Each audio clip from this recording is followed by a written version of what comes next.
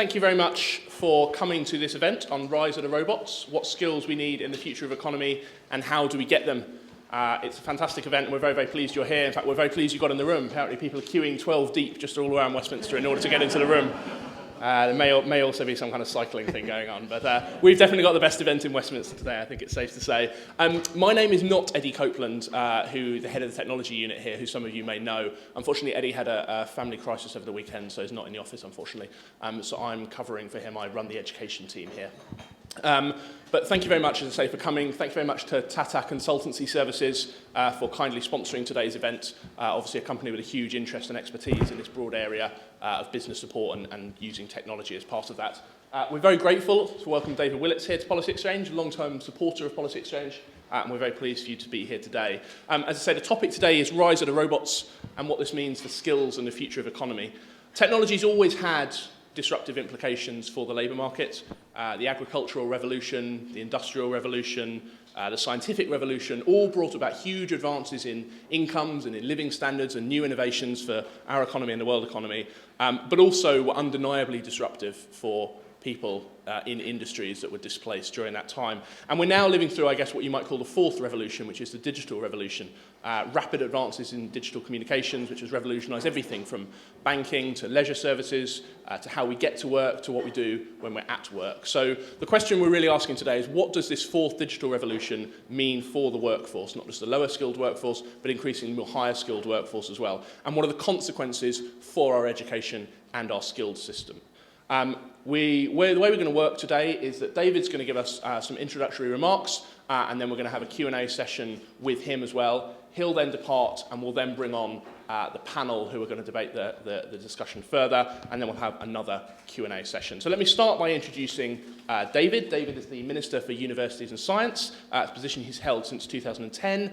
David is an example, dare I say, a rare example of a politician who is almost universally respected in his sector, universally recognised for his expertise, universally recognised for the way he handles what is undeniably a challenging portfolio covering these important areas. He is also the author of this excellent pamphlet, 8 Great Technologies, which was launched at Policy Exchange very beginning of last year, I think, talking about areas in which the UK can build on its sort of scientific capability and research capabilities to lead change and growth. And one of those, which I think he's going to talk about in a little while, was robotics and kind of the automotive way in which that can work. And that's really, really exciting to hear about. So David's going to have some opening remarks, and then he said he's very happy to have a quite detailed and extensive question and answer session. So with no further ado, over to you, David. Well, thank you very much indeed. It's great to be here, and thank you all for making your way across the Tour de France to get here.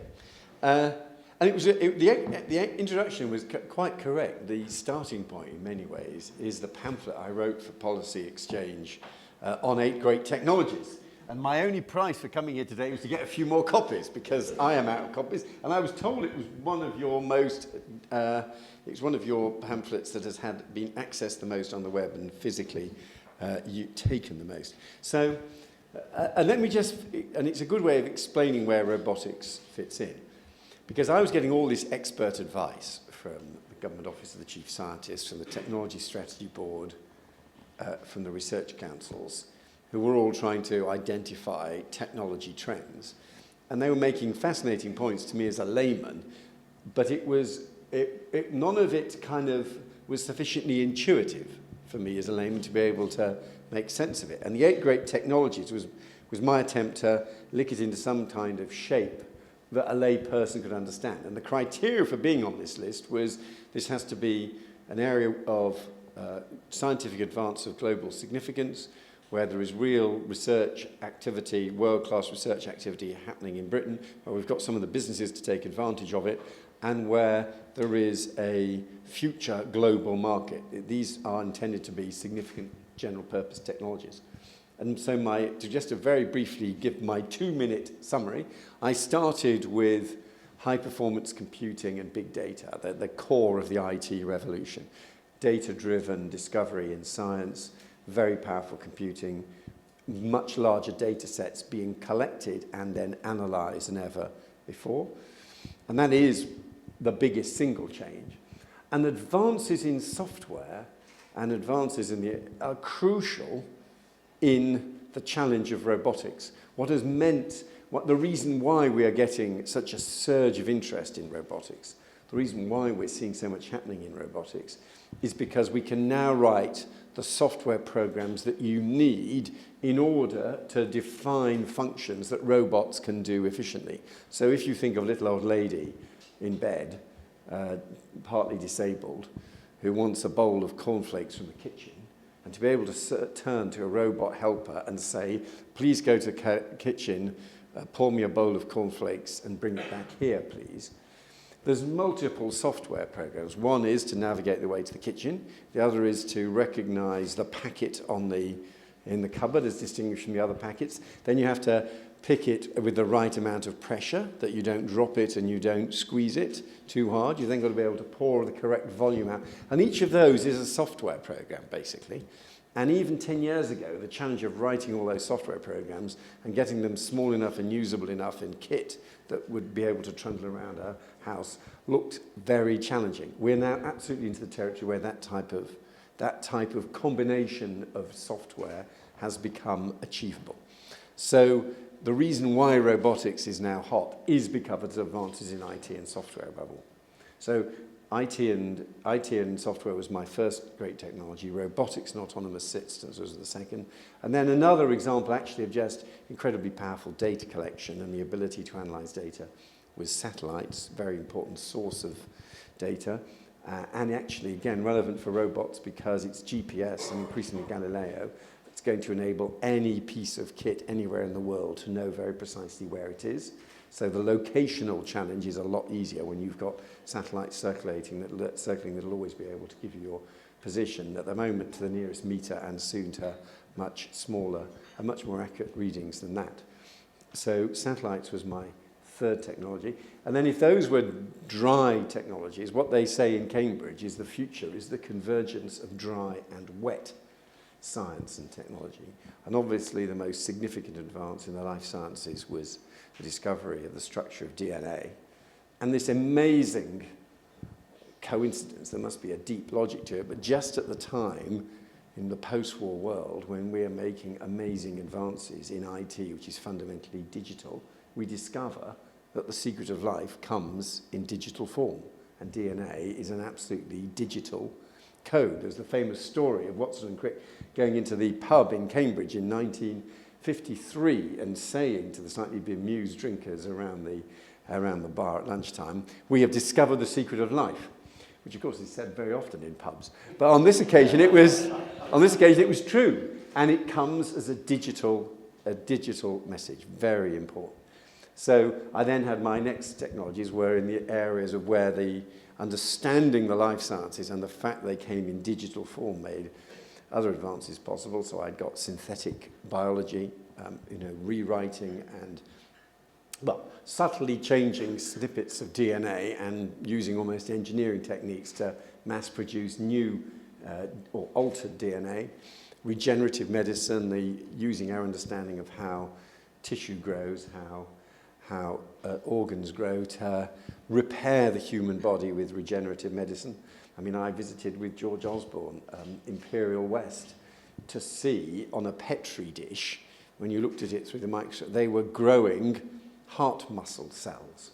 And you looked at it close up, and it was beating like a heart. You looked at this assemblage of cells, and they were beating like a heart. So I asked, as the layman, the sort of layman's question, so is there a kind of Michelangelo moment when someone puts or a Frankenstein moment when someone puts a bolt of electricity to get them pulsating? No, of course, they're all living organisms, and when you get to a critical mass, a sufficient number of heart muscle cells alongside other heart muscle cells, they start beating like a heart.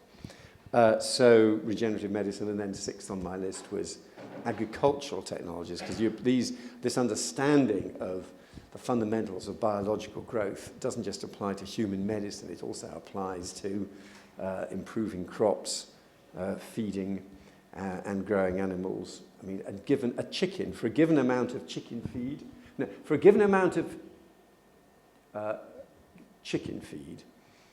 you will get twice as much chicken flesh as you would have done 20 years ago. almost entirely because of genetic advances mainly made in Edinburgh at the Roslin Institute. And that's sort of because of great advances in genetics and understanding how to make animals more efficient in converting food into meat and mass. So, and then my last two technologies were advanced materials, which does matter again in the areas of robotics, because some of these pieces of kit, you want them to be light, you want them to be strong, and there are amazing advances now in understanding how you can create new materials to meet specific requirements, what in America they call the Materials Genome Project.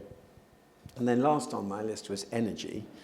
Most relevant in this area, and probably still the major constraint, actually energy storage, the area where we do need some technological advances and where we haven't made any for quite a while is in lightweight efficiency, highly efficient batteries. The batteries we've all got in our iPhones and mobile phones and laptops in this room now are all basically come from discoveries made at Oxford University in the early 80s.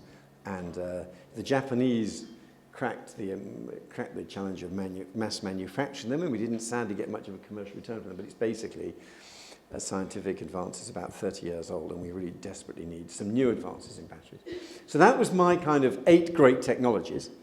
And I remember the PR people at Policy Exchange thought this was all an incredibly boring, hard work list. So what they spun to the media were, because I put in deliberately some frivolous references, that as part of our research on advanced materials, we're going to be better at sticking chocolate to digestive biscuits. And there is indeed some technological work going, some really sophisticated technology going on, for example, as to how chocolate can keep its shape in hot climates. And if you're in the chocolate business, having chocolate that you can sell in the parts of the world that are hot without needing an ambitious refrigeration systems is a major challenge. And there are leading British scientists working on it. But that isn't the message from today's conference, is it? So that's the background. Now, and of those, and the great thing is the Chancellor, who is very interested in science and technology, when I took this to him as a layman's account, this is what's happening, this is what we're good at. We're very good at the upstream science, but we haven't always been good at applying it. These are the technologies we should place bets on. George was completely up for that, and I secured £600 million of funding to put into these 8 great technologies. And we sometimes beat up on ourselves that somehow in Britain we're risk-averse, or in America they're better at these kind of entrepreneurial challenges.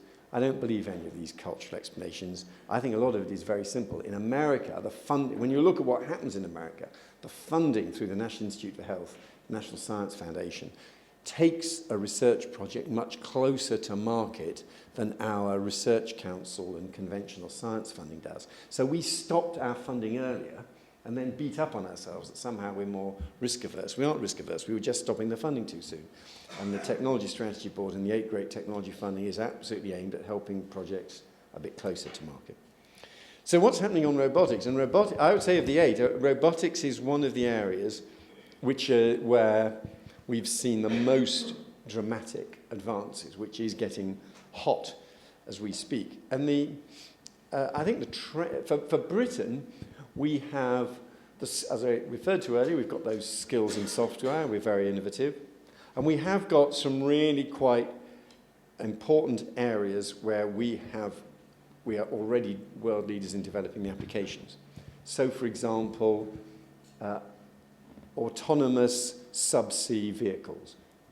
Above all, actually, because of checking up on the state of oil rigs in the North Sea. If you can send a submersible down without a human in it, and it can inspect the rig, and even better, if it can increasingly capable of doing some basic welding and tightening bolts that have come loose or whatever, that's a very useful function. So we're world leaders in autonomous submersible vehicles, and when Lockheed Martin are looking for where they should locate their subsea mining activities, given that America hasn't signed up to the United Nations Law of the Sea, so the UN can't legally claim, the US can't legally claim areas for subsea mining, Lockheed Martin put that activity here in the UK. And another example of kind of path dependence, how random, almost bits of historical chance play such an important role here. As we were one of the first countries into nuclear power, we've got some of the world's oldest civil nuclear power stations, which mean we're one of the first countries to face the challenge of decommissioning them. And again, a very hostile environment. By the time you have kitted up a human being to kind of work in some of these environments, it's very hard for them to move around. So we're very good at, we've got sort of autonomous laser systems, incredible sort of cutters on snake arms that will function in very hostile environments and a service. And I was, when we were over in Japan, very relevant post-Fukushima. Think of how you actually work in that kind of environment with fallen girders and concrete and such like. Far better if you can use a largely autonomous system rather than have to send in a human being. And where are robotics heading? Just back from the West Coast, actually, where we ran a competition. We got 8 British SMEs over to the West Coast to benchmark themselves and compare how they were doing. And I would say the kind of messages for where we're heading are, first of all, a lot of excitement at the moment in drones, not necessarily the military drones. And there's an interesting contrast here because there's such a strong a military ethical principle that a weapon should ultimately be fired by a human being, that military drones are remote piloted. They're not autonomous. You get much closer to autonomy in the civil applications where you don't have the ethical constraints of having to have a person who is firing a weapon, even if it's from an office block somewhere in central USA. So it's not necessarily large drones. I think there's an increasing view of, and it might not even be the kind of equipment you'd need to deliver your Amazon book. We'd all think it incredibly handy if we had our Amazon books delivered to our doorstep. I know it's really caught the imagination. It's technically possible. You'd need quite a lot of work on navigation rules for all these things flying around. And interestingly, the best suggestion I've come across in the debates on this is you would use the rules of the road. They would fly above roads and use the same routes as roads, which I think is what we've discovered about one of the theories about what messenger pigeons do as well, that they actually, the theory is they follow the rules of the road and they cut around the M25 and up the M1 when they're on one of their races. So these books might be delivered by drones following the rules of the road and going above the road, but they would be quite big and heavy, and an accident would be quite damaging. And there's a whole set of complicated issues about liability. So the message I've taken back, and we've got some great British technologies here, is very small things. Model more on small birds. There's a guy who's creating systems based on mimicking the flight of a bumblebee. And each little drone has one sensor. And you want multiple sensors. But if one drone crashes or malfunctions, it's no big deal. You've got thousands out and about. And perhaps the first use would be agricultural monitoring. You could imagine that. But sort of flying sensors, lots of small flying sensors, especially in areas like agriculture, there aren't large numbers of human beings. There's a lot of interest in that.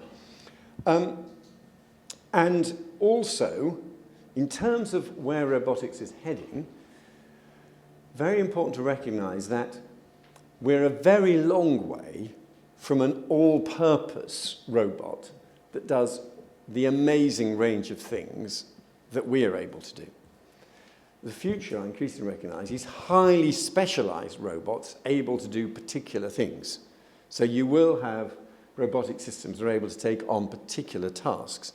So you will have observer drones, and you will have autonomous vehicles that can navigate themselves up the M1, and you will have something that can help a disabled person in the home.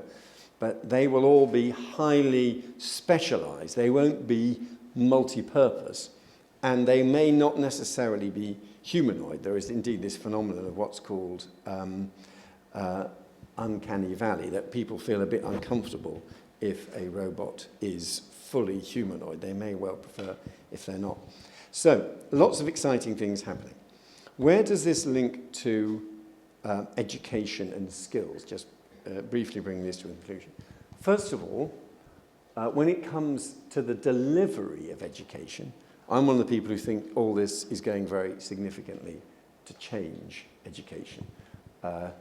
There's a debate about this, and probably MOOCs, massive open online courses, are less hot this year than they were a year or two back. There's still millions of people who are now learning online via MOOCs. But I think we should see the MOOC as just one part of a wider movement, which is at last the arrival of significant technological advance in the classroom. and I think there are several forms that it can take. For a lot of vocational training, it will be haptic technologies, interactive technologies, and technologies where you can feel yourself interacting even if you're not actually touching a physical object. Let me try to give you an example, and I hope it's not too excruciating for too many people. Dental training and holding a dentist's drill. And I have operated a piece of kit designed for training dentists where you hold the drill and there is a screen with an image of a jaw, and you think you are putting the drill into the drawer. Obviously, this is all closely related to our experience of modern computer games. So what you're doing is you're holding this device like a dentist's drill, you're looking at an open jaw, you think you're operating the drill, and as you cut into the tooth, you can actually feel the difference between cutting into tooth, cutting into soft tissue, touching a cavity. Sorry, people have been to squirm.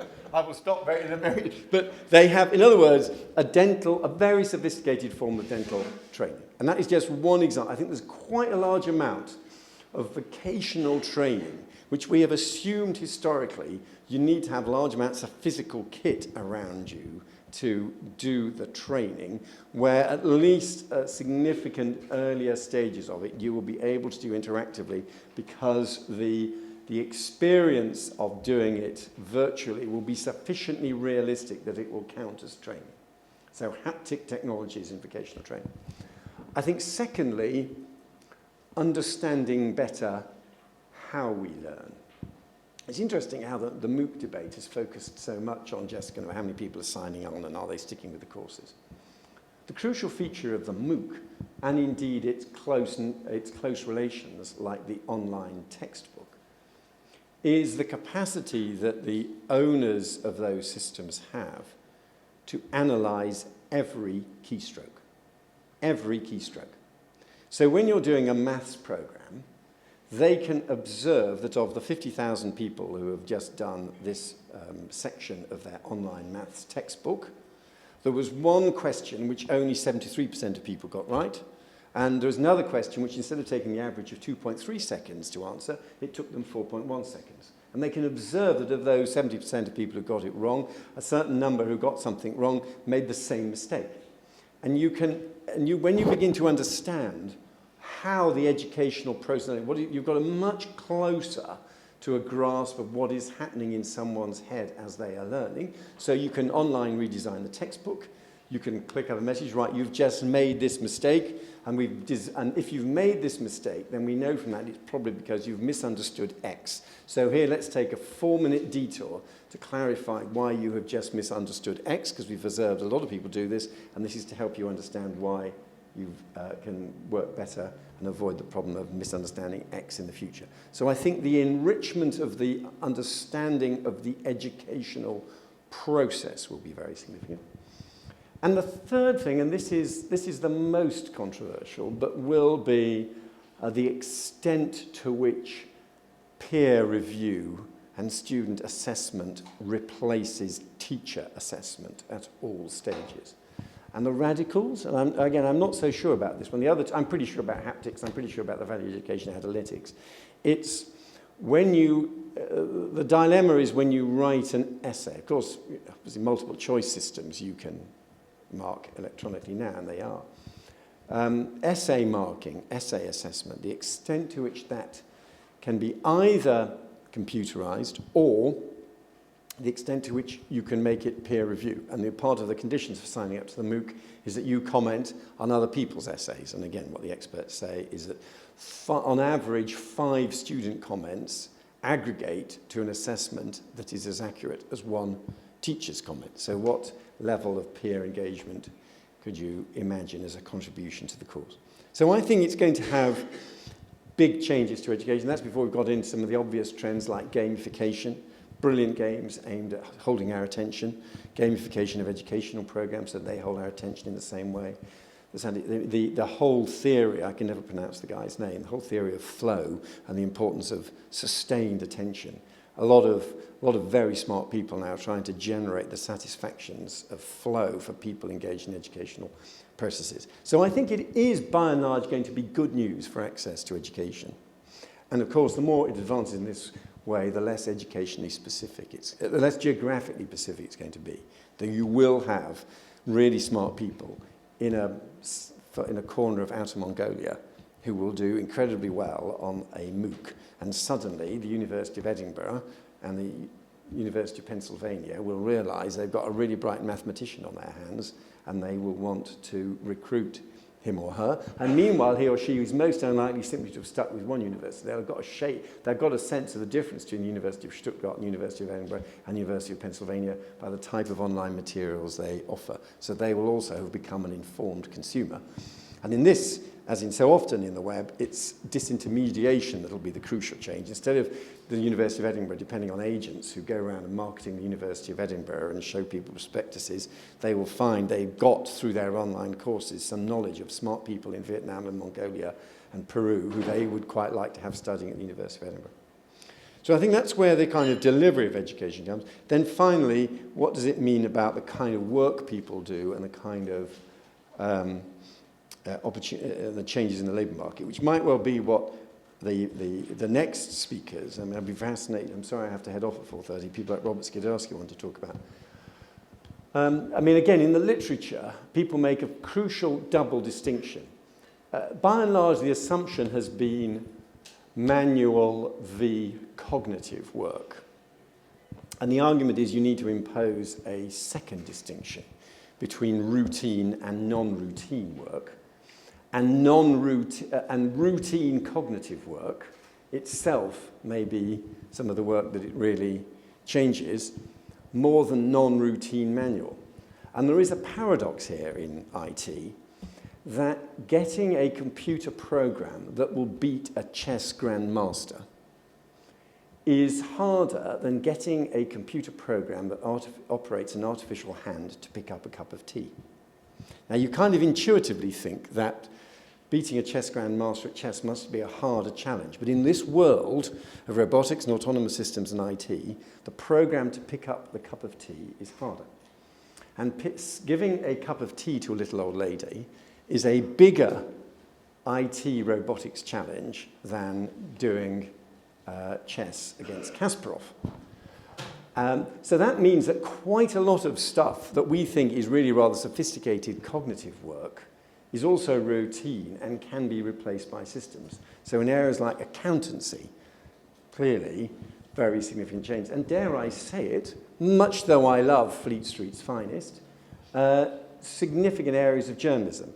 I think it was earlier this year, for several years we've had computer-generated financial reports. When the third quarter returns are out from IBM, the piece you read about it on Bloomberg or whatever is likely to have been a program system that takes the quarterly returns and turns them into a press article without any human interaction. I think this year, the beginning of this year was the first front page story in the American national papers that had been entirely computer generated from weather reports. So what they do is they get the Met Office reports of the forecast for the hurricane, the strength of the hurricane, where it's going to hit, and they've written the software programs to turn that into a story which can in turn appear on the front page of US report, US Today, without any human engagement. So some of these things which we think of as quite sort of high-level cognitive may be more likely to be computerized and taken over by robots ahead of, as I said, giving the little old lady a cup of tea. So, but these are only speculations. I mean, the trends are beginning. Exactly where they end up it will be years that they play out. But I think that there will be dramatic changes in the pattern of work. I don't believe that they will mean there is less work overall. And on this, I just take the classic position that we shouldn't fall for the Luddite fallacy. Advances in technology do dramatically change the type of work we do, but they won't mean there is less work as a whole to go around. We've had 2 centuries of dramatic technological change, and there are now more British people in work than ever before. Our needs and wants will change. They will be met in new ways that none of us can predict.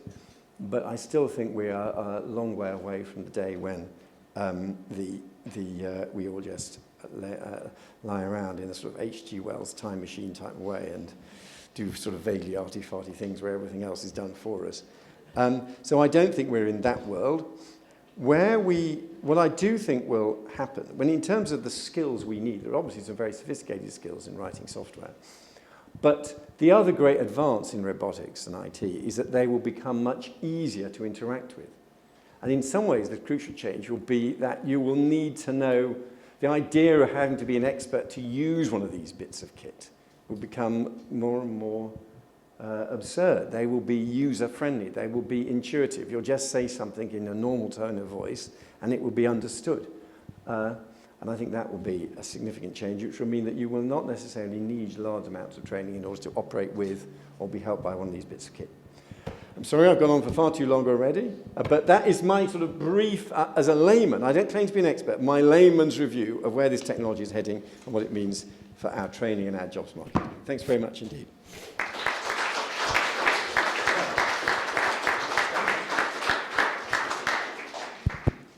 Thank you very much, David, for a characteristically brilliant overview. If I can just abuse my prerogative as chair and ask the first question, and then we'll open it up to Q&A. Essentially, you're on the optimistic side of the agenda, which says, doesn't matter how much technology it is, doesn't matter how many robots we get, even though the type of jobs will change, the number will still be the same or increase. So in the same way that, we don't have blacksmiths anymore, but we have auto manufacturers and so on. The counter-argument to that is that shift is never immediate and it's never geographical. So we still have in this country large areas of relatively high structural unemployment that arguably have never fully recovered from the transition of jobs and technology 20, 30 years ago. Do you accept or do you accept that critique, first of all? And secondly, what role then do you think the government has in helping that transition? Well, yes, the adjustment process may not be completely smooth and even. But when I look at two technological changes that have happened in my lifetime, when I arrived in the Treasury as an official in 1978, there were typing pools on every floor. And you had to go and negotiate, and they were largely younger women. And you had to go, I remember, you had to negotiate and charm and cajole to get your bit of work. I've done this tape. It's got to be in the minister's box tonight to get your bit of work done in the next 2 hours against someone else. I don't believe, as the typing pool has disappeared, I don't believe there has been large amount of long-term unemployment. If we were able to do a longitudinal study tracing those, as I say, mainly young women in the Treasury in the late 70s, early 80s, I very much doubt they had long periods of unemployment. It was non-unionized, flexible labor. Coal mining was highly protected and unionized, and the process of economic adjustment in coal mining was much more painful, though even then many people, thank heavens, did find alternative employment. So, and I think the British labour market is more flexible than it was. So even there, I am a relative optimist in believing as we are more flexible, I think we're more likely to have the experience of the people in the typing pool than have the trauma of the only mine in the village closing and people being on strike and being unemployed. Okay, very good. Thank you very much. We'll open it up to questions now. We haven't got that long, so we'll take questions in sort of groups of 2 or 3. If we can have very brief questions, please, not long speeches and statements. And if you could quickly say who you are as well, that'd be really helpful. So, gentleman there, and then the woman there, and the gentleman there. Committee member of Isbal, committee member of Conservative Transport. I've got a question about self-drive autonomous cars and relationship to HS2. But following on from the chairman's comment on living through I've got an IT background, living through the very fast adoption of the internet, being particularly involved with retail, I've seen how if a company is attuned to this and adopts and understands and changes its business model, it survives, grows, finds new jobs, and those that don't die. And we all see it around in retail. So I think it's all about how does the government get industry and industry leaders to think about change in advance? Georgia Graham from The Telegraph. You mentioned about drones that were in charge of weapons not having ethical constraints on them, and then drones that don't having less ethical constraints. And I'm interested, I mean, this is titled The Rise of the Robots. Where do those ethical constraints come in, and what does the government kind of position in that situation? Do we have some level of safeguards, and how do we control who controls the rise of the robots? Hi, David Wood, London Futurists.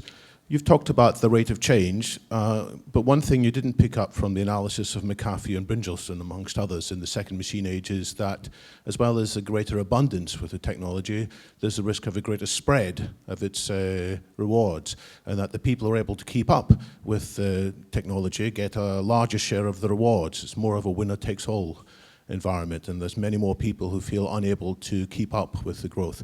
Is that an analysis you share, or do you think that they're also Luddites?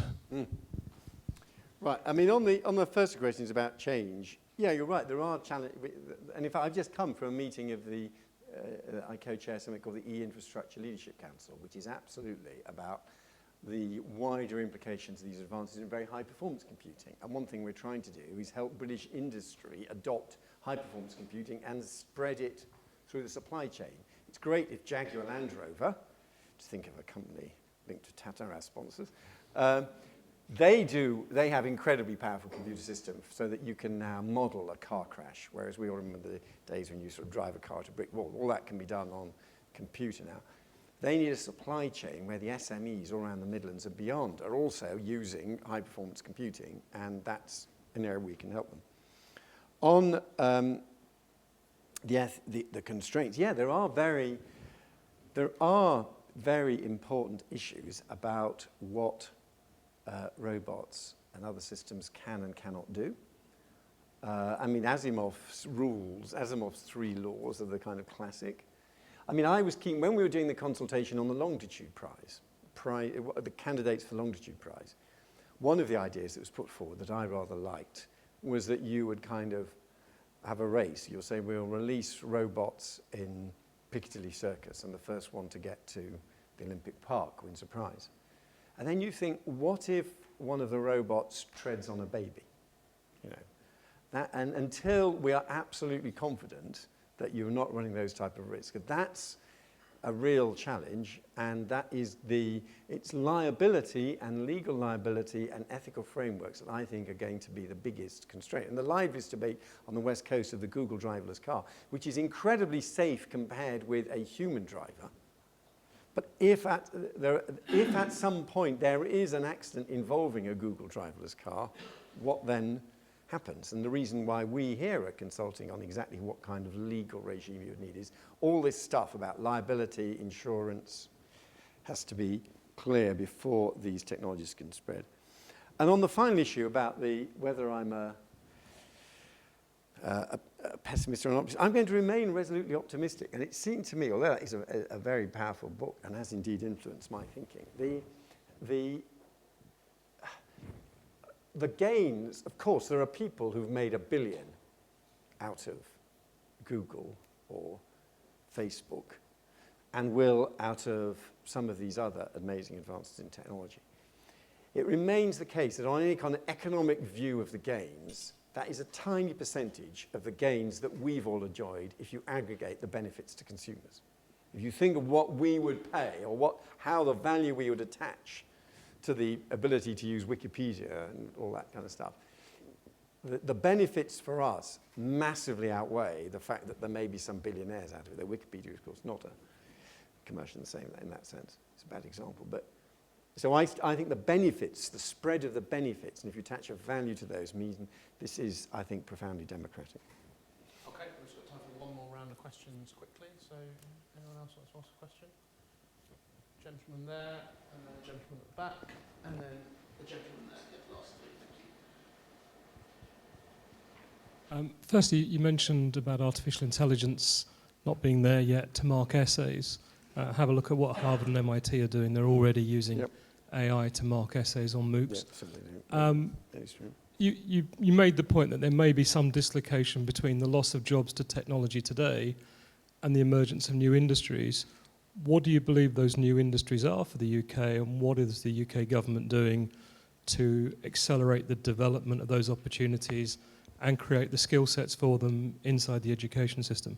Sorry, Rohit Talwar from Fast Future. Question at the back.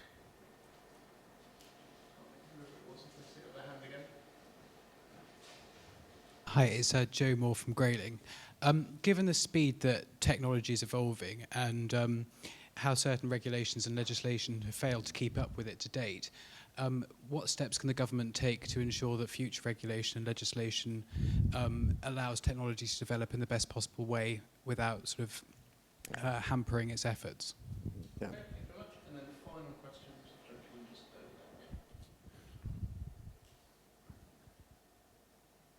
Hi there, Peter Wells, Labour Party's Digital Government Review. So my question is about personalisation. So I've been 20 years in the tech industry, understand the robots, understand the potential, it's fantastic, it's great. It's how we still keep the people element in there.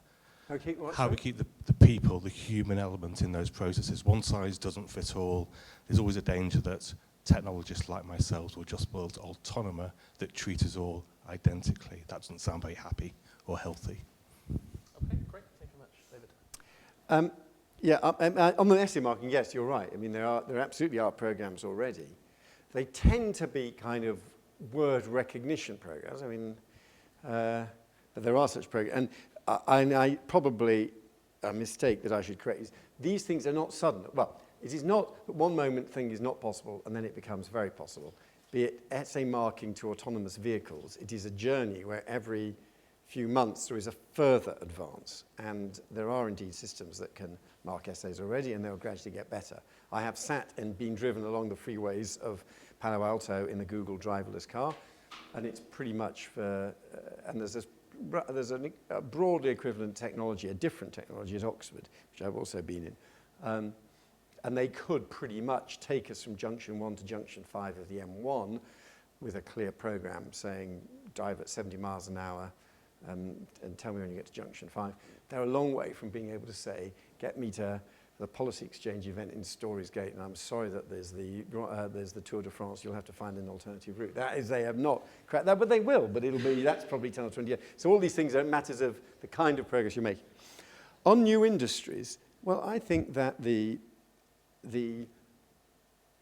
what we're trying to do with the support for the 8 great technologies is ensure Britain does have a strong presence in these key technologies. And we sometimes, as I say, beat up on others. We're actually rather good at these things. And we can build on the strengths we've already got. So the story of the past 10 or 20 years is the revival of the British car industry.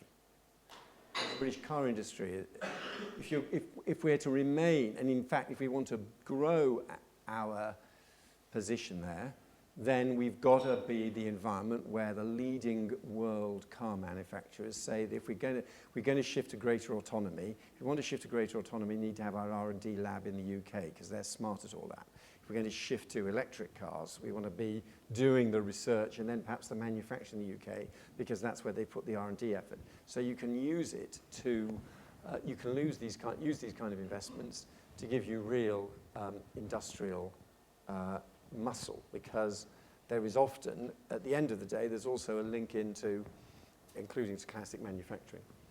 The third question was about regulations and legislation. Yeah, this is something which we have to get right. There is a legitimate and indeed important role for government, which we are aware of in the British government, just as in the US. They've been trying to write a regulatory regime for the Google driverless car. They've been trying to write a regulatory regime for autonomous planes in civil aerospace. Those are challenges that we're also looking at here. There are rules on machinery. A lot of robotic equipment is defined as machinery. And if you think the future is to have, and the kind of model, this is a slightly unfair caricature, but the kind of model is, if it's machinery, the health and safety legislation requires that you put it behind a cage so it's separate from the human, and you turn it off and the human opens a gate and walks into the cage if it's got to be repaired. If you're working the production line of the future, insofar as there are humans at all, will have humans working alongside machines, where the machines reinforce what the human's done. You want to be able to turn to the machine and say, pass me the bolt, or you've got to screw that twice the power that I, as a human, can apply. And at that point, the human interacting with the machine, you need a different type of regulatory model. And that leads on to the final thing, the personalization, where there are pessimistic scenarios. But as I say, I remain on all this an optimist. I think that you could take, say, the care worker challenge. And again, this isn't an original example, the care worker challenge. One of the biggest issues we now have with care workers is the worry about bad backs, who you can lift. I can't lift you on your own. I need to have someone else with me. There's all those kind of stories. All I wanted was to pick me up. And she said she couldn't pick me up until she'd phone for someone else to come and help her pick her up and all that, which is driven by the bad back, you'll hurt yourself problem, which is partly genuine. I'm not saying this is all fake. There is a real issue of people, large number of care workers getting bad backs. So imagine that you had an assistant who was able to do things like help you pick up a little old lady. And that things like that were semi-automated, but you were talking to her. The human was talking to her, but you always had, you had that type of resource available. And I think we are, as I say, I think the future is going to be much more a mix of humans and machines, with the machines taking over a lot of the tasks, but not necessarily having the, and I think it'd be terrible if it did happen, the human presence disappearing entirely. And that's the kind, so, I mean, this is now sort of, these are future trends, and it's all moving so fast that in 5 or 10 years, it could all look completely different. And I think that's where the view is at the moment. And as I say, having just gone to the West Coast, of course there are amazing things happening in the West Coast, but there are also amazing things happening here. The smartest, best designed artificial hand to be for multi-purpose, probably a British SME. The best autonomous subsea vehicles, probably in the North Sea, with a lot of the research done at universities like Glasgow and Strathclyde. The autonomous car, yes, Google has got a fantastic position, but at Begbroke Park outside Oxford, the Oxford Engineering Department is also absolutely grappling with the challenge. So we shouldn't get into the mind, so I think we should also, just in terms of our technological capabilities, I think we can be optimistic about our capacities. This isn't a global trend where we're simply on the receiving end of what others do. This is a technology that if we keep on investing in it and keep on being smart, we can help shape. And that includes shaping the culture and the regulatory regime and the kind of way it's applied. Good. Well, listen, on that very optimistic note, can we please say thank you to David Willetts. Okay. Thank you very much. We're now going to move straight on to our panel discussion. And I'm delighted to have such a high-profile panel here to discuss not only what the Minister just talked about, but also give their remarks in general. So we have Lord Robert Skidelsky, who's the Emeritus Professor of Political Economy at Warwick. He's an author, an academic, an economist, and a columnist, famous, of course, for his 3-volume biography of John Maynard Keynes. Lord Skidelsky sits on the crossbenches of the House of Lords and looks after a host of non-executive directorships and expertise. Julian Gravatt is the Assistant Chief Executive at the Association of Colleges. He's responsible for overseeing all elements of the Association of Colleges' research agenda. He has a wealth of experience in the further education sector, particular expertise in the areas of finance and funding and regulation, and is responsible for representing the college sector to government and to wider society. And lastly, we have Kate Russell, journalist and presenter of BBC Click, journalist covering technology issues since about 1995. So even in 19 years, we'll have seen an incredible transition in technology over that time.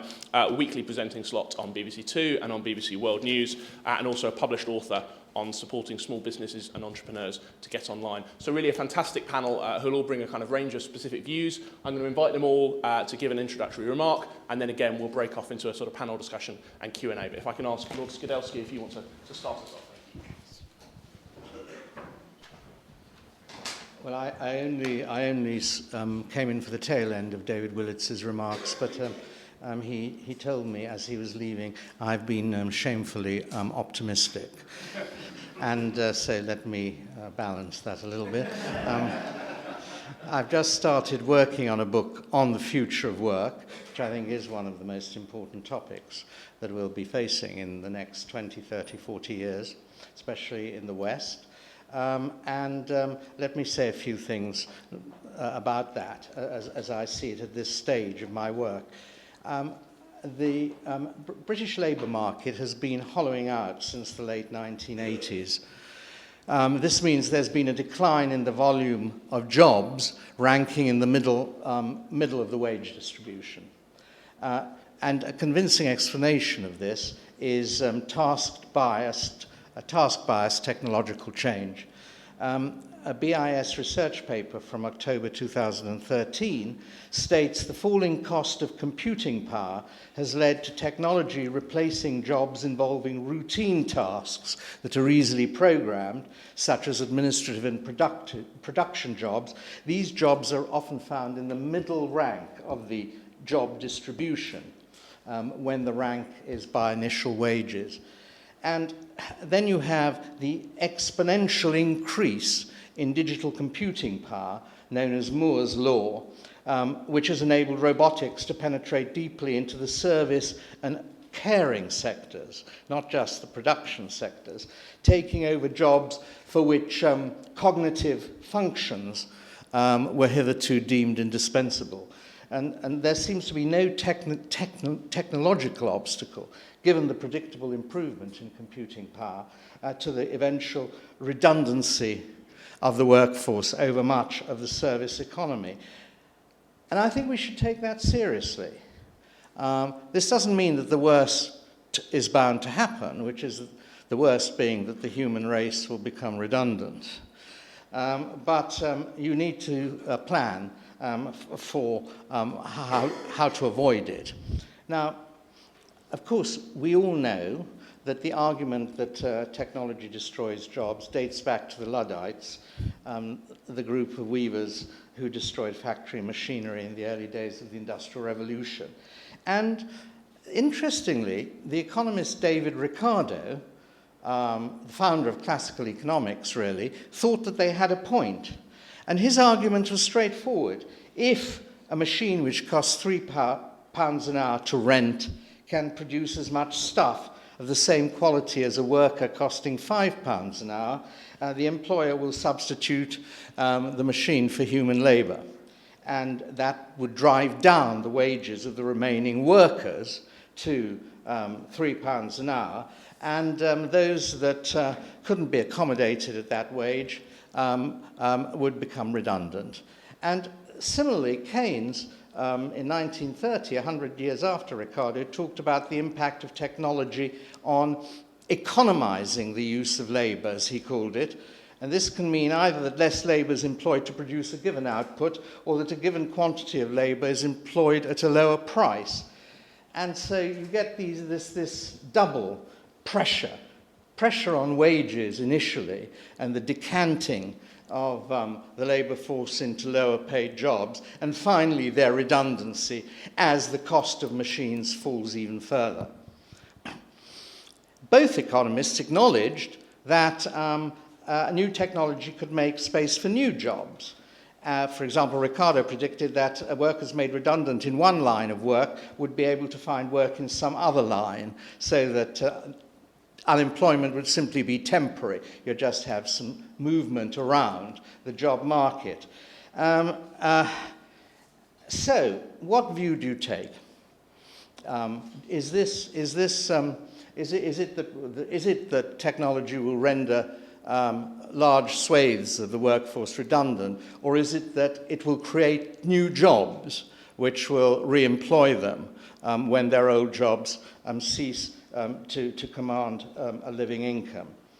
In a January Financial Times article, Brynjolfsson and McAfee pointed out that the innovations of the Industrial Revolution, like electrical power, the internal combustion engine, led to the demand for very different kinds of workers, those that use their heads in addition to or instead of their hands and their backs, And they went on to say that in the course of the Industrial Revolution, entrepreneurs invented whole industries that drew on this kind of workforce. And the more educated they became, the higher wages the workers could command. And on this basis, if history is anything to go by, the second age of the machine doesn't pose such a threat. But I want to emphasize that underlying that optimistic scenario, and possibly it's the scenario which was described by David Willetts, there is the assumption that human wants are infinite, which means there's always more to do. New uses of labor may come from technology itself. As technology often creates new wants, and wants that aren't here now, but will be there in the future. That's the optimistic view. By contrast, Larry Summers, writing in the Financial Times of 27th of May, wrote, "Robots are already taking our jobs. It's not true that innovation always makes more employment. There is nothing in the logic of the market or human experience to suggest that it must necessarily be so that there will be jobs for all at acceptable wages, no matter how technology evolves." And then a recent article by two academics from Oxford came up with a startling conclusion that 47% of American jobs were at risk of being automated. 47%. So the issues are pretty clear. Will there be enough replacement jobs? At what wages? That's one side of it. On the other side, will the demand for new products grow in line with the technological capacity for producing them? For that technological capacity is going to increase and increase and increase. Now, those who emphasize that the optimists say, well, there will always be enough jobs available because human wants are insatiable, but the point is we have to educate people for those jobs. We have to raise the level of we have to raise the game, if you like, of the human race so that they don't compete against machines, they compete with machines. And so the two are regarded as it's a collaborative enterprise between increased technological change and increased human capacity. Now, so that's I think the essence of the optimistic view. Hence, the constant emphasis on upskilling, reskilling, training, new types of education, all designed to increase the creativity of humans so that they can race with the machines. However, I doubt if this is as important as the second assumption.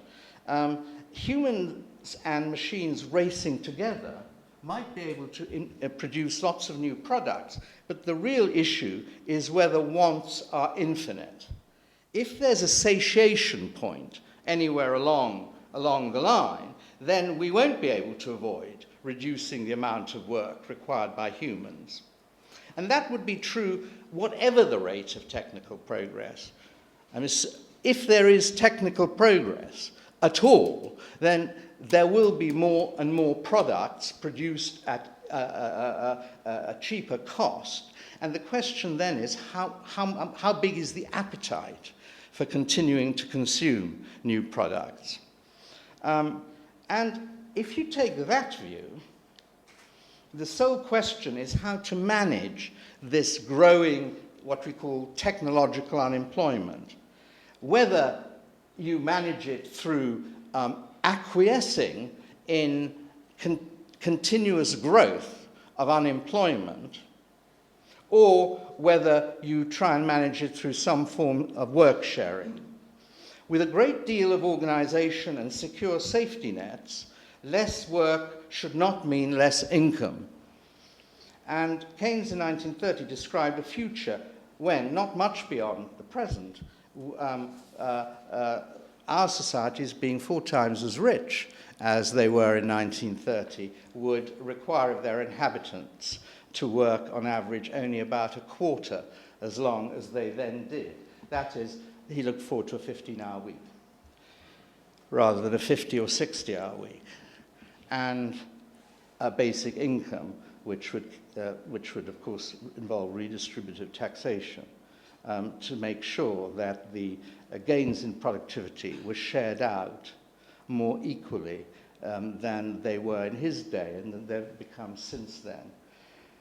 I think we've got to consider that seriously, because if you look at it, the language of human life as a continuous race to produce more and more products, whether the race between, is a sort of obscures the central ethical question of what human life is for. Race is a very bad image, because races stop. They don't go on forever and ever. And if you think of the future as a race without an end, then I think you're embarked on a pretty dangerous line of thought, which is contrary to basically all the philosophies and religions that we've lived by hitherto, and makes a mockery of what human life is for. Thank you.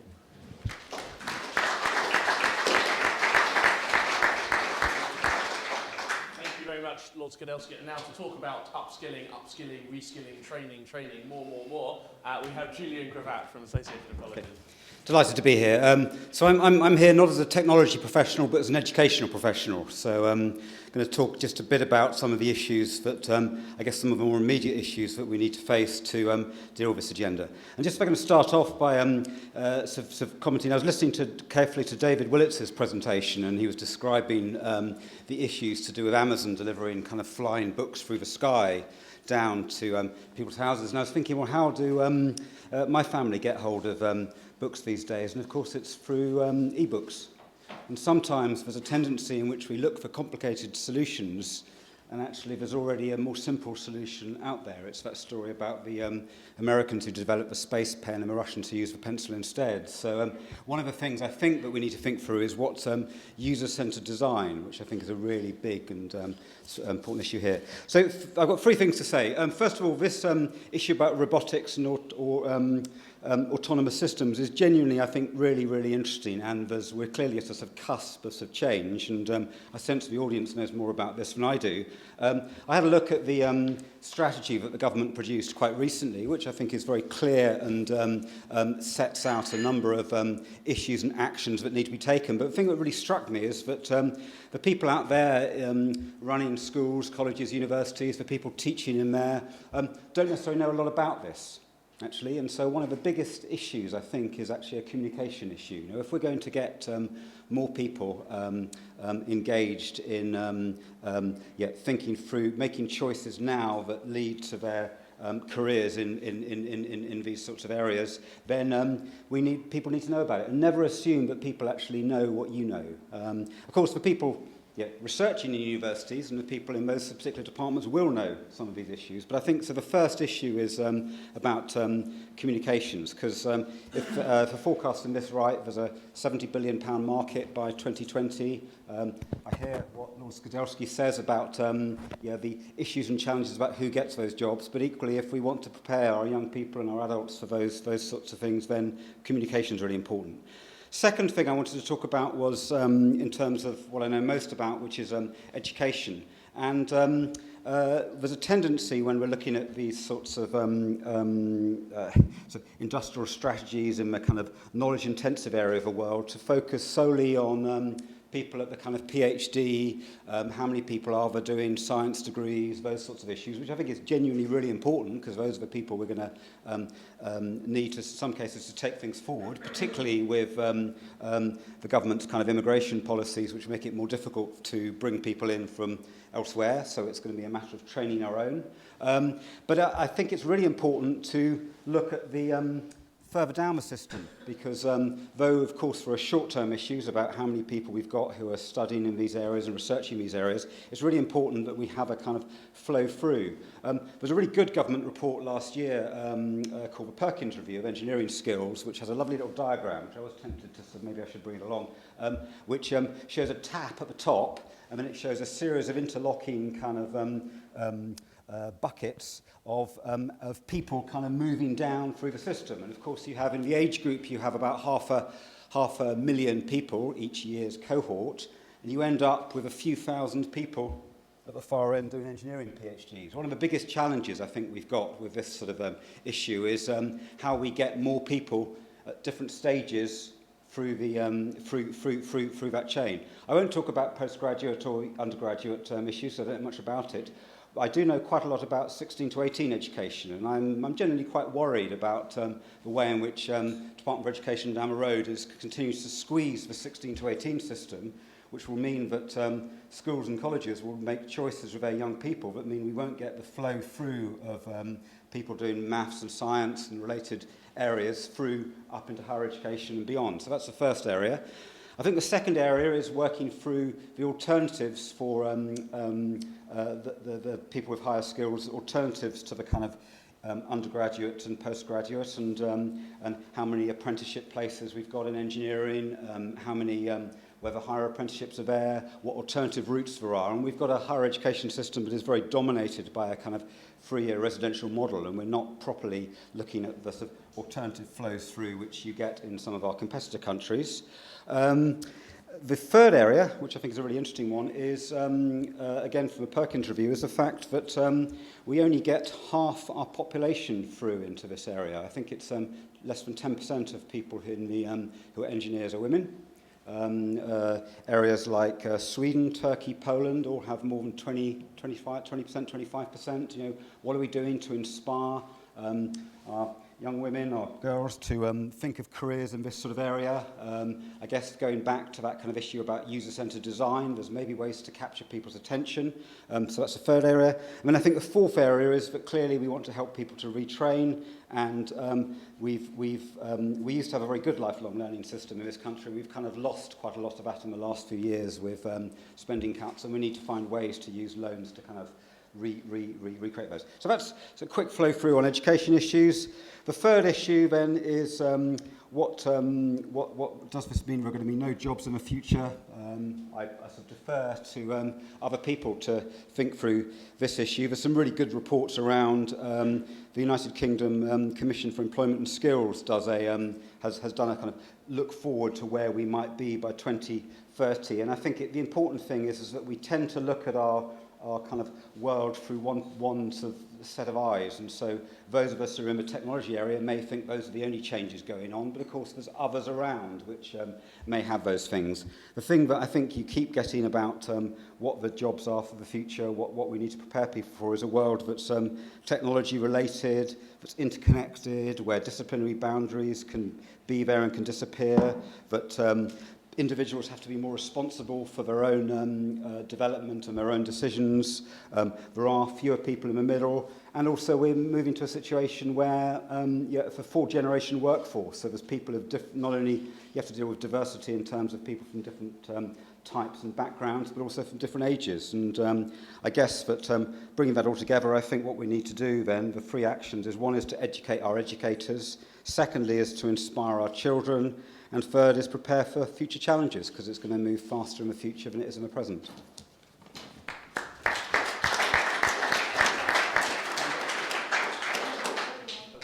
Great, and thank you very much. And now, lastly, we have from BBC Click. Thank you very much. Gosh, okay, so rise of the robots. A one-poll survey. Now, I realise one-poll aren't exactly a paragon of scientific rigour, but that opens my talk nicely. There was a survey last month that found that 1 in 3 Britons questioned fear the rise of the machines will threaten the human race, and almost half said that technology was evolving too quickly and undermining traditional values. And I think, you know, it's very easy for us to fear things that we don't understand. And science fiction authors have, of course, been capitalising on that trope for many years, writing about a dystopian future where the robots will rise up and take over from humanity. But are they really a threat to our jobs? Will I one day, we've already heard there are robot journalists, will we one day be replaced by machines?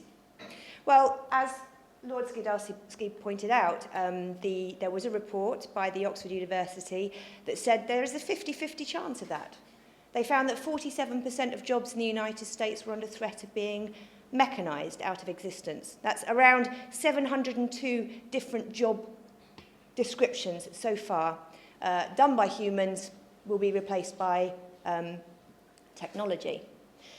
And we've already got some very, now examples. This isn't science fiction. This isn't sometime in the future. This is happening now, as I'm sure we've heard from the other speakers today. Autonomous vehicles now in development in just about every major automaker. They threaten the jobs of drivers and cabbies.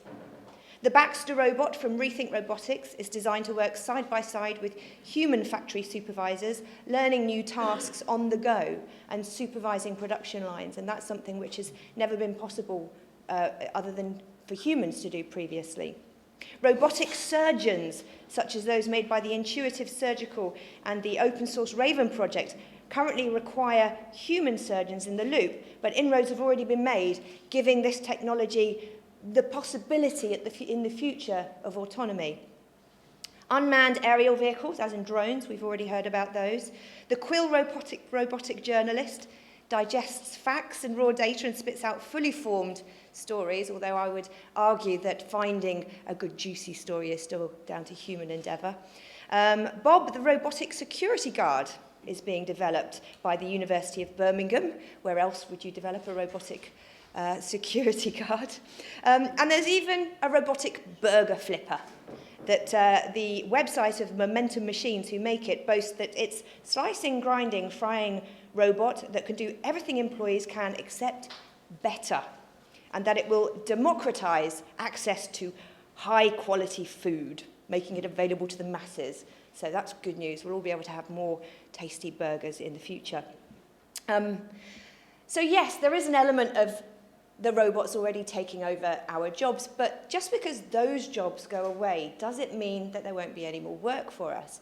And it's important not to confuse job with function here, because as all of us in our jobs, we have lots of functions, and it's kind of not as imaginable that a single robot could take over all of those functions. Arthur C. Clarke wrote about this in the 60s in his essay, The World of 2001, where he wrote, "The main result of all these developments will be to eliminate 99% of human activity if we look at humanity as it exists today." And yes, we need to up our education and up our game as a human race if we're going to create a scenario where people can do perhaps higher learning and be involved in higher level jobs. But again, 200 years ago, it was unthinkable that everyone could read. And now a majority of modern societies can read. So, perhaps it's not so unthinkable that computer literacy will become the norm at some point in the next sort of couple of decades. And there are actually examples now already that there will be more job creation, or there could be more job creation through the mechanisation and automation of many industries. There was a research by Robot Economics that looked at 76 companies that had implemented industrial or factory warehouse robots, and they actually increased the number of employees by 294,000 over the last 3 years. So that was actually a study of 76 companies. And there are some very high-profile examples in this category. Of these 76 companies, retail giant Amazon was one of them. It's been rolling out an aggressive robotics strategy to mechanise the picking and sorting of orders since 2009, and since 2011 has added 89,000 jobs to its staff members to its roster. Electric car manufacturer Tesla also uses numerous robots to help facilitate the construction of its electric cars, completing assembly line of one car part in an average every 6 seconds. And this company's become so much more productive that in recent years it's added 6,000 human jobs to its bottom line.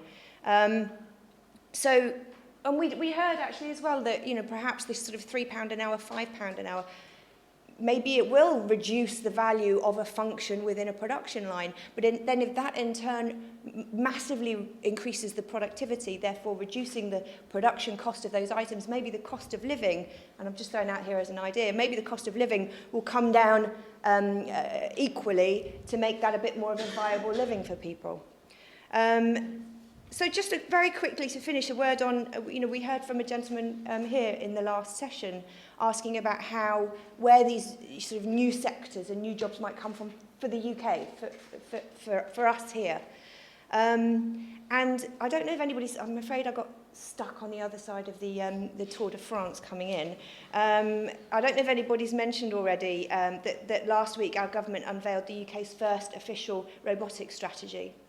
And the aim of this is to increase Britain's income from robotics and autonomous systems, otherwise known as RAS, which can perform tasks without human operators.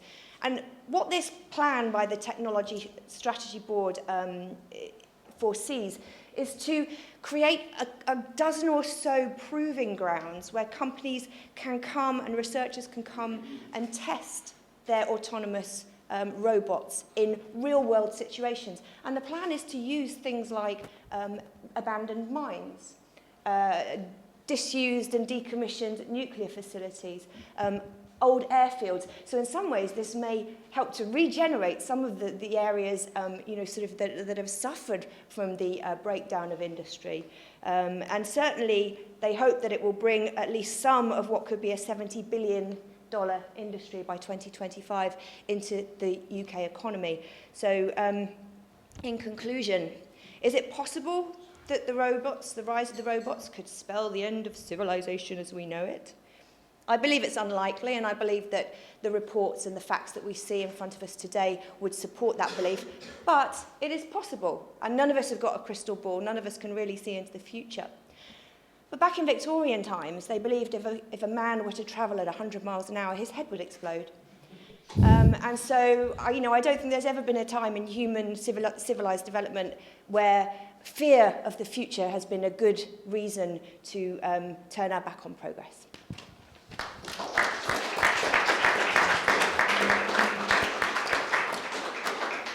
Thanks very much, Kate. We're going to open it up now to questions again. So, as before, if you want to give your name.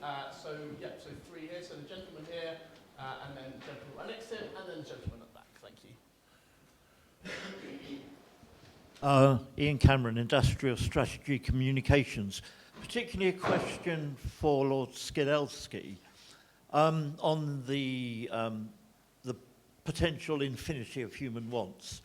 The model which is adopted by many leading US consultancies who think about this, in particular I'm thinking of the McKinsey Global Institute, is that extra demand will come from strategies like mass customization and personalization of goods that were hitherto uniform in mass production, and that competitive advantage will come to the old world, say relative to Asia, in their ability to handle the technologies that produce in that way, that very heavily personalized way, which is, if you like, foretold by the success of the BMW Mini, where there's a lot of variation which you pay for and which people want. I just wondered, as you weigh up the various ideas that are around in this field, what you think of this personalization is the solution question.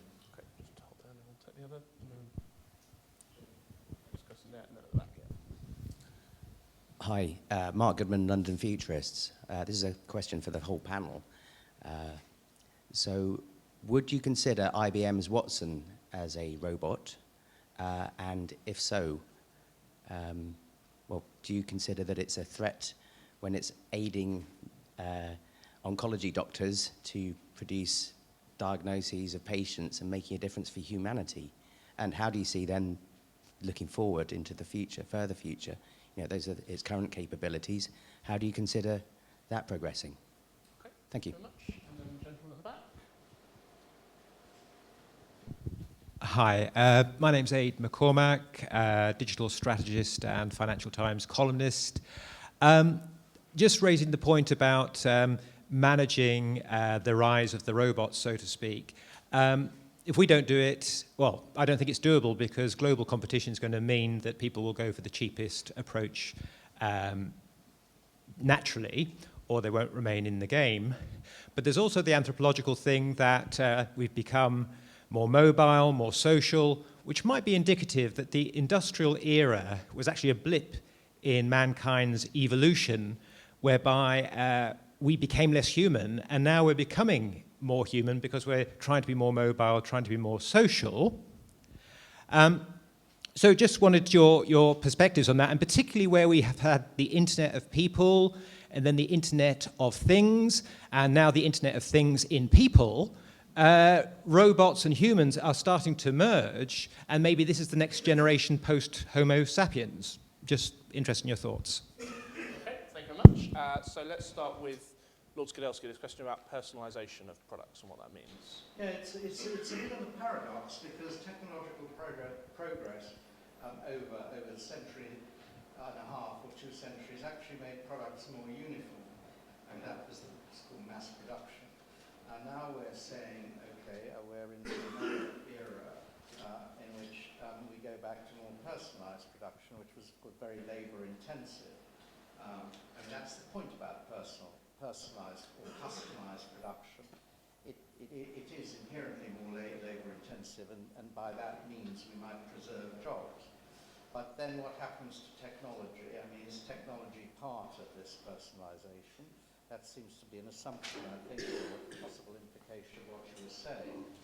And secondly, how many jobs are going to be, I mean, how much customised service, how job rich is customised service, given the structure of industry.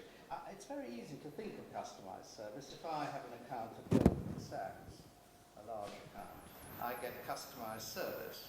If I don't, I'm not allowed an account at Goldman Sachs, and B, I'm just part of a mass service sector. So what kind of income distribution is really needed for customised service to become generally available? Those are just sort of questions. But I just point to the central paradox, that it's rather hard after 2 centuries of mass production as the basic method of raising income per head to sort of say, okay, let's switch in some way, or maybe technology switching to something else. I think there's a gap in the logic somehow. On the third question, I'm passing on the second. Others will be able to answer that more competently. I think it's possible that there will be a new race of androids. I mean, I don't know, that we will not become more human. We will sort of become a different species because we'll be trained to think and differently. Skills will be implanted that we haven't had before. There may be changes in the brain which are produced by electronic or scientific means. So it may be that robots and humans will come together. I think in some ways the human race is becoming more robotic, acting more like robots than humans. Certainly when I travel on the trains sometimes. So a good question though, to which I have no answer. Okay, Kate, what do you think about this question about either, what about Watson, the famous IBM robots, but also whether humans are becoming more social? Yeah, I mean, on the first question as well, I just want to put an idea out there as well, is 3D printing is now becoming, it's possible that mass production and mass personalisation will go away completely because people will just do it themselves at home. So that's another element to throw in, and whether or not that'll bring more benefit, will that be good for the economy, bad for the economy? Jury's out on that one, I think. IBM's Watson, interesting point. The interesting thing about Watson, yes, Watson's brilliant and awesome, and there's many, many other technologies developing algorithms to understand us better and serve us better with the information that we need faster and more economically. But the important thing in that is IBM's Watson, right? And it's Google's technology. And I think one of the things we need to start looking at, yes, that's a robot. Yes, it's in the terms that we're thinking about it today, that's a robotic, it's an autonomon. It's going to replace some human function. But we need to make sure that we don't put the control about building the algorithms and the filtering that those systems go through into the hands of corporations. It was discussed a few years ago that Google may have been weighting their search algorithms to favor their own properties. And this is one of the really important things I think we need to think think about as automation takes over the gathering and delivery of information is actually how we regulate who controls the algorithms of those. Yeah. Julian? I think IBM Watson's is a chess computer, isn't it? And I mean, I think I just used... No? That's the other one. No, Watson was the one that was on Jeopardy. Oh, really? Okay. Well, I'll talk about chess anyway, because that's like. So, I mean, yeah. Just that there is an innovation cycle, that there are still jobs and things around. And we've had chess computers which have started out cost a lot. You buy them in retailers, and now they're 69p apps. But meanwhile, there are still jobs in chess. I've got a friend who's a chess grandmaster who does teaching chess. It's LinkedIn. It's one of those authentic kind of things that shows that you're clever, like Latin. So he trains people one-to-one in chess, and he does live events. And so I think that while we get certain technologies will destroy jobs, it's possible for people then to make a living and find work elsewhere. Okay. Interestingly, there was a report about a month and a half ago that said that the Turing test had been passed by a computer. I don't know if any of you remember reading this. And they'd modelled it on a 13-year-old boy's answers. But again, that was a bit of a misnomer, because it wasn't really the Turing test. They just created a clever computer that could answer a few questions. And actually, what we've been seeing that in customer services. You know, if you've gone onto an online customer services, a lot of the time these days you're speaking to a computer and you don't even know it. You know, people have got computerized girlfriends. So you know, the technology's been able to imitate human conversations for many years. Does that mean it's intelligent? I don't think so. Not yet. The question of intelligence is a philosophical question, but the question of function is something that's more easily manageable.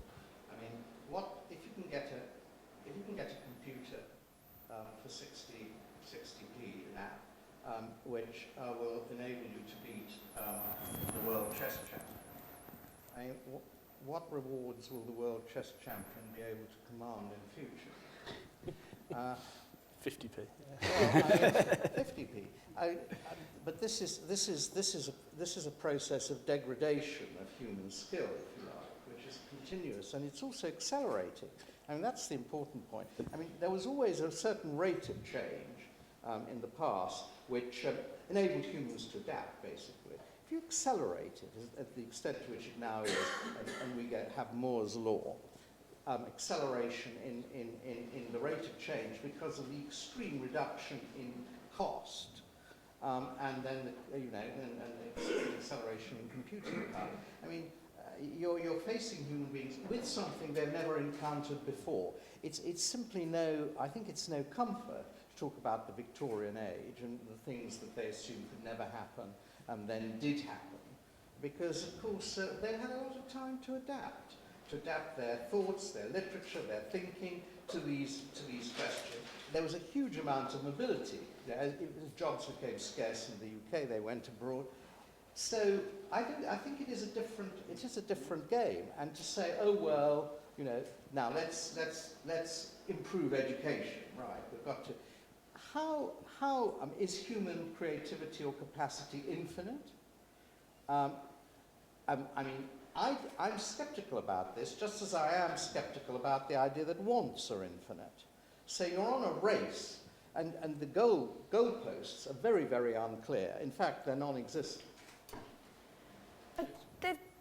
The chess champion, and you know, if he can be beaten by a computer, is it going to take the game of chess away from us?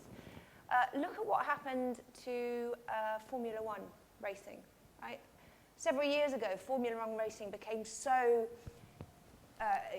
covered in technology that it became really questionable as to whether or not the driving skills were beginning to have any impact at all. And was it not just the teams that could afford the best technological advances and they had the inherent advantage? And so what we did is we limited that.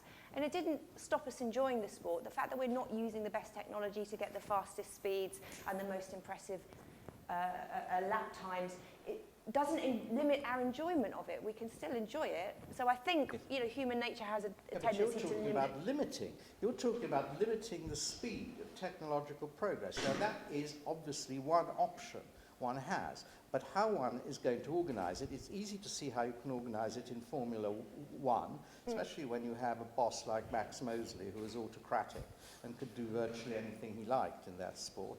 But I mean, you know, over the whole of the range of jobs, that's something that has to be managed or organised. The other thing, what you do is you sell your chess app for 69p to the public, and then you sell the secrets of a chess app to the small number of people with Goldman Sachs accounts. And the way the games industry works is a small amount of money from a small amount of customers who pay a lot and punt it out to everybody else. So there's ways in which human ingenuity can get through, and there are just as many people working in chess as there are now as there were 20, 30 years ago. But very few, not nearly as many working in Kodak, because Kodak went bankrupt. But then there's just as many working in other areas, aren't there? So it's, okay, let's go back. Let's go back up for questions. There's a lot of interest. So, sorry, hang on.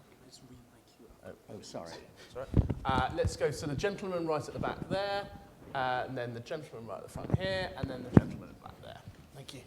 I'm just taking on, it's Prashant Vazay from Nest Pensions. I'm just taking on Lord Skidelsky's theme. Should certain jobs be... I'm here. Yeah. I wonder what the panel would think about certain jobs being reserved for human only. For instance, jobs that are either very kind of human interventionist, like dealing with small kids, or the lovely conversations we have with taxi drivers, and which aren't exposed to international competition. What do you think about this idea of human-only jobs? Okay. And then the second question was at the front here. I was just wondering, there's some theme that come up, is how are we going to regulate who owns the technology?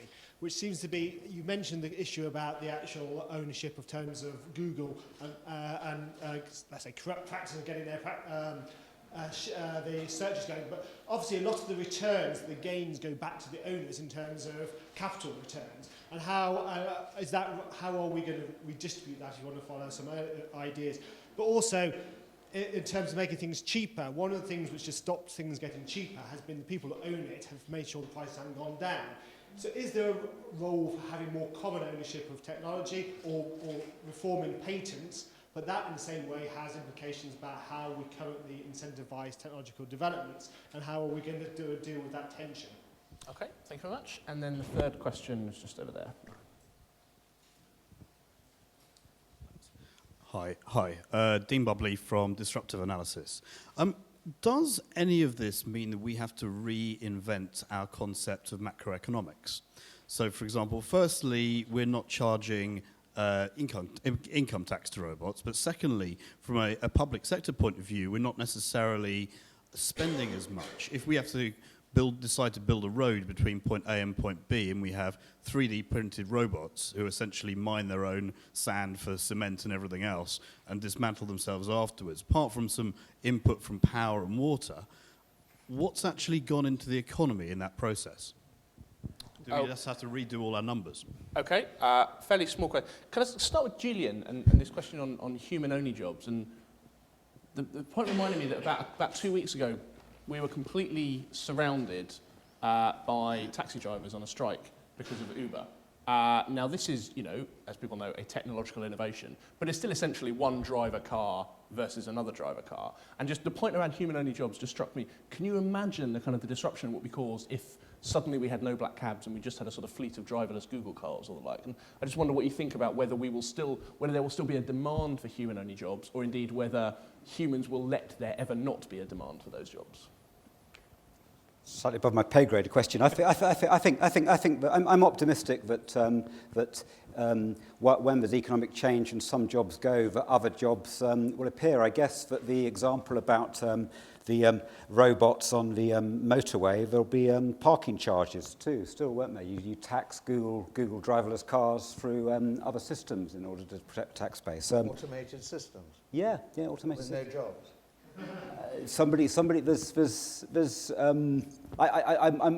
We've got 30 million people working in this country. I guess that there's quite a few on zero-hour contracts. I guess it's possible that we're going to lose some of those jobs, but I guess that affects the price of labour, and then we'll get jobs elsewhere. I mean, Of course, you can always increase the number of jobs if you reduce the price of labour low enough, but beyond a zero lower bound, people start starving to death. No, that's that's fair. And therefore, the job creation at that level stops. The population either disappears or you have to provide other means for their support.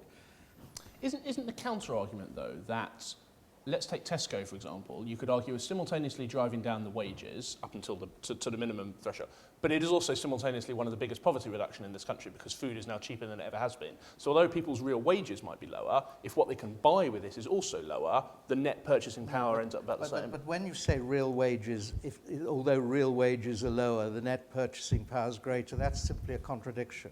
I mean, real wages are the purchasing power of people. Okay. Yeah? Yeah, well, yeah, No, nominal wages might have been a better way of putting it. But look, I mean, could I just make that answer to that question? Yes, there will be jobs that will be reserved for human beings, though, and they may even be all person-to-person jobs, I think. Robots can't do them. Also, robots are more clumsy than human beings in all kinds of areas. There are just certain things robots can't do. And so there will be new jobs created. But the question is, will they replace the existing jobs? Will there be enough of them to actually give employment to all those wanting to work at the present hours? And at what wages? I mean, I think those are the two questions we have to consider. And I think the answer there is very unclear. I mean, I think the optimists have a case to make. And that case hasn't yet persuaded me. So, Katie? Well, on the third question, gentlemen, I love the idea of a social tax on robot use to feed into the welfare system for starters. But, interestingly enough, we're talking about the cost of production being reduced by increased productivity.